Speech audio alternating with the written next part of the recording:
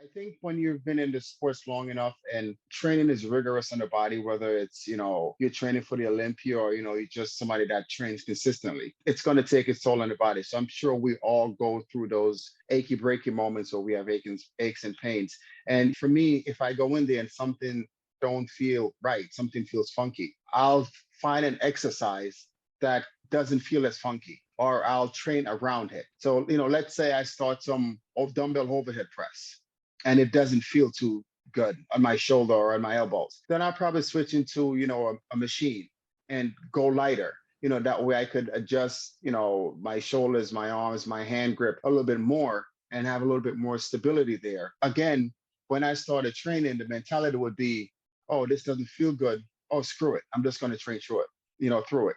So over the years, I have learned that you don't have strength to dysfunction. And what I mean by that is if something doesn't feel right, if something doesn't feel good, you continue to hammering that muscle or even increasing the weight while you're doing it, it's not going to help. It's going to hurt you in the long run. And chances are you're not going to see that it's hurting you until it's too late. It's not something that you're going to be able to recognize a month in.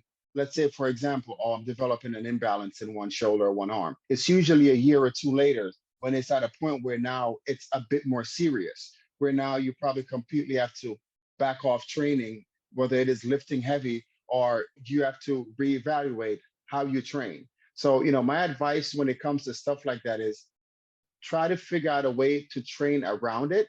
And even if you've been consistently hitting that muscle group and that one thing doesn't feel good, there's nothing wrong with saying, you know what, let me not do this exercise today. Let me pick it up next week and see what it feels like next week. I think this is where a lot of people go wrong, training like 5 or 6 consecutive days.